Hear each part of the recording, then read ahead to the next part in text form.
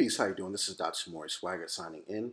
And today I'm going to talk about the selective biasness, the double standard of justice, and the double standard. It's embedded. It's almost genetic in the way in which the media and society handles similar cases. And so I'm going to talk about a few cases that have occurred so that people can get an understanding of what I'm talking about. What we're seeing right now, the current climate of today, you see blacks and other people of color being very verbose. We're being very loud in saying, you know what, we are tired of the inequitable distribution of punishment on us. Because if you have a white, what we're seeing are scenarios that will go something like this. A white teenager is shoplifting CDs from a store. A black teenager shoplifting CDs from a store. Police come, they may shake the white teenager down, give him a stern talking to, take the CDs back, and may give him a ticket, may tell him, look, just get out of here. Or, you know what, they may arrest him and, take him down and book him for whatever the case may be. While they're taking him down, he might even get, a good sandwich from Burger King, whatever the case may be. But if you have a black team that shoplifting CDs, it's, oh, let me get him. I'm going to take the CDs from him. I'm going to yoke him up, choke him up. I'm going to slam him on the floor. Let me put my knee in his larynx and in his throat so that it might break his windpipe or that he can't breathe. And while I'm at it, while I'm acting like I'm arresting him, I'm putting my elbow in his eye socket. And due to the excruciating pain of my knee in his neck and my elbow in his eye socket, he's going to squirm. But if he moves, then I'm going to say that he's resisting arrest. And if he's resisting arrest, I have the right to actually withdraw my firearm and protect myself and shoot him multiple times for some CDs, even though he doesn't have a weapon. This is what we're talking about. So the cry that is being put out, whether you want to say, the whole George Soros thing, I'm talking about the key issue. I'm not talking about the funding and backing. Let's move that out of the way. The key issue, the key statement of Black Lives Matter is you wouldn't do that. When it comes to the punishment, you don't exact the same punishment on whites as you do for blacks. That's the issue at stake. It is the selective biasness. And so not only are we talking about that, we're talking about how the media covers everything. This is key. Listen to what I'm saying. This is key. When things happen, the media will either, if like you have right now, you have the media saying, oh, it's a war on cops. The blacks are declaring war on cops. Black Lives Matter is declaring war on cops. Who said that? Where are you getting this from? What are your sources? Reveal your sources. Show me all the communications that you got. Now, you say that there's a war on cops. Now, you have an incident in Baltimore where some guy came down from Baltimore, shot some cops in Brooklyn. It's a war on cops. You have this instance in Texas, after the Alton Sterling shooting. They're saying that it was retribution and retaliation and payback for the Alton Sterling shooting and the Philando Castile. They said it's a war on cops. And the media builds this sensationalized story for ratings, and it stokes fear and paranoia into the psyche of the American citizenry. The police then take that and stoke it some more. You then have the backing by the Fraternal Order of the police unions. You have outcries from communities because they think that blacks are declaring war. And it's like, let's pause for a second. So I'm going to review some cases for y'all.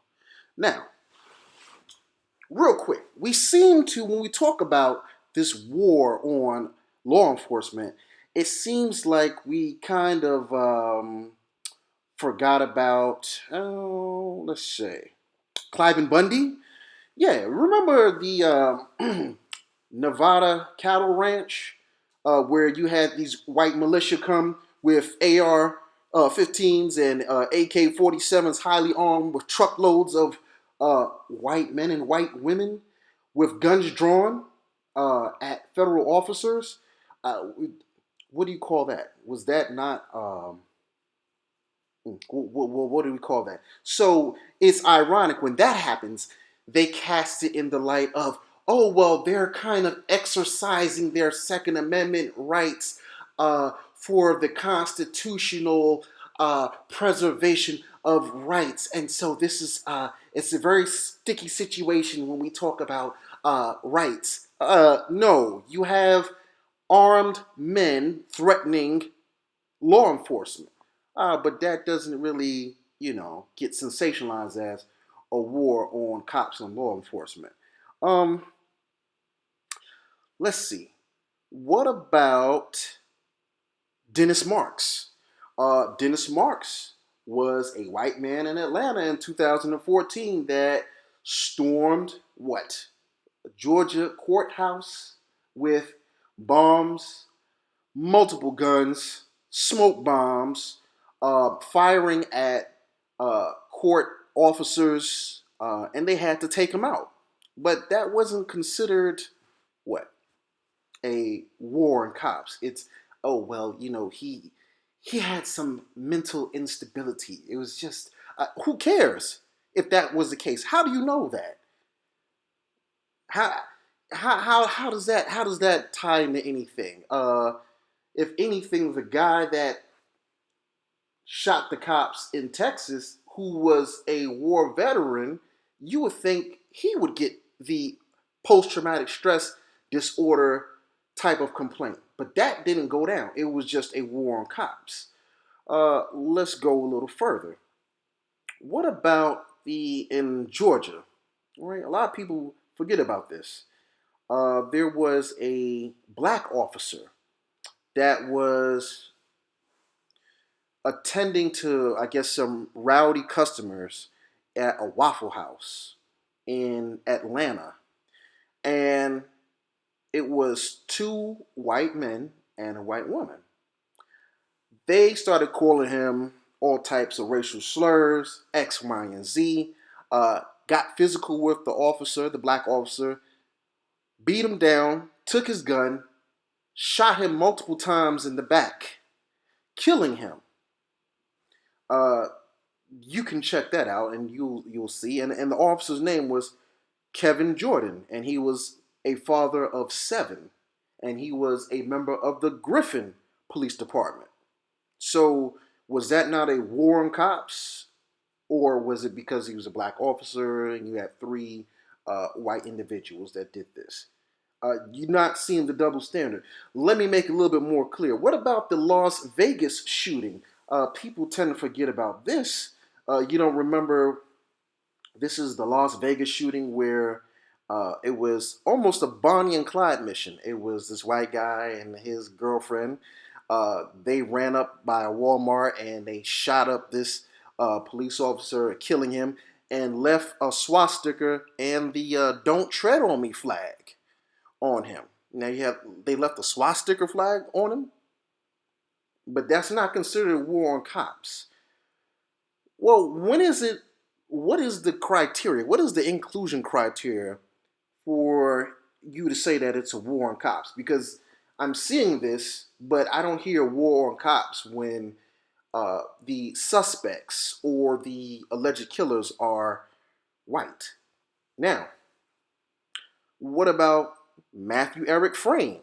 Do you remember Matthew Eric Frame? This was the survivalist that shot and killed one state trooper and injured another state trooper. He was a sniper, a survivalist, and he was on the hunt for days. They had to go all up inside the woods in the forest to track him down and get him. And yeah, so they finally got him, and his lawyer is actually trying to get them to throw his case out. There should be a national uproar. The fact that this lawyer even decided to do that. But for some reason or another, you don't hear that as a war on cops. But you had a white sniper shoot and kill one state trooper and injure another, but there was no war on cops. So you have that. What about this one? This one was interesting. You had a white supremacist group that's been linked to the killings of a Texas district attorney and his wife. Okay, so now they're taking out police, state troopers, uh, court officers, and uh, district attorneys. War on cops, war on law. Okay, let's move along with that. What about, it was only, I believe it was either last year or the year before. It'll make a difference. No, it was last year. It was June of last year, June of 2015. James Boulware, he actually had attacked the Dallas police headquarters in a van packed with explosives, high-powered rifles, multiple handguns, fired multiple shots at the Dallas police office headquarters. But it wasn't a war on cops. They said that he was mentally disturbed, but his father said he didn't like cops. He hated the cops. But that wasn't considered a war on cops. All right? Okay, what about, we already talked about Cliven Bundy, but we didn't even mention his son, Ammon Bundy, who got into it with the federal government officers in, where was this? Oregon. In Oregon, with the Melhauer National Wildlife Forage Reserve. And his whole militia came armed to the teeth. They took over the whole National Wildlife Forage, the Melhauer Forage. But that was not a war on cops and law enforcement. Are you starting to see the theme here? This is what I'm telling you. This is what's not being discussed. Yesterday, today is the 12th, yesterday, July 11th, 2016, it was big breaking news. I was flipping through every channel. They said, you know what? There's been a shooting at a Michigan courthouse. The Michigan courthouse is under attack. Okay. That story kind of slid into obscurity. You didn't hear about it after a while. Then news broke. Oh, it was a white man that took a officer's gun and shot and killed two bailiffs. Oh, but that's not a war on cops. And then the thing is, they tried to sanitize the story. His wife said, oh, he's not a monster. He just wanted to see his kids. And he felt like if he was going to be locked up, he wasn't going to see his kids. So he got desperate. We're not interested in the sob story. You know how many men and women are locked up want to see their kids, but they're not doing that? They don't. So, no, it's a double standard. I can't forget the story of William Spangler in New York. This went down, I believe. Now, I think this case was in 2014. And what happened was, no, it was 2012. It was 2012. William Spangler, this is a white male.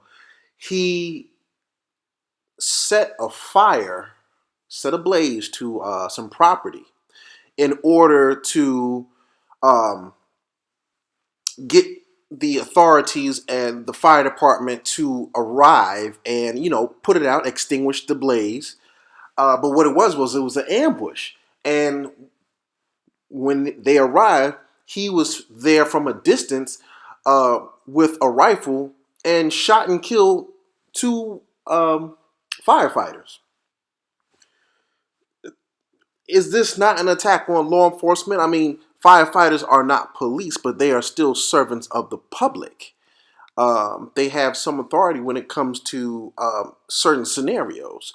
So this is what I'm saying. There is a double standard, but that is not considered a war on cops. It's not considered a war on authorities. Something to think about. But you have a few incidents where you have some lone wolf whack-ball nut job decide to take matters into his own hands, and that person is the spokesperson of Black America waging a war on cops because we're simply speaking up and saying we want equal application of the law when it comes to apprehending a criminal or somebody that is breaking the law. Equal application of the law. We don't want you to discriminate by color when it comes to handing out punishment or corrective measures.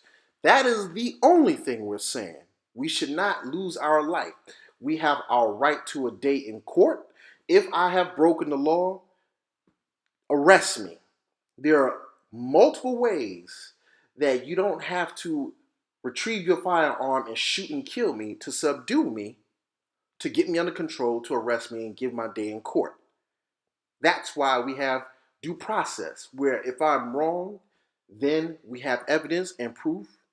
You take me through that, and then if I'm guilty, I will either do my time, I will pay my fine, or worst case scenario, I will get the death penalty. So that's that. So there it is.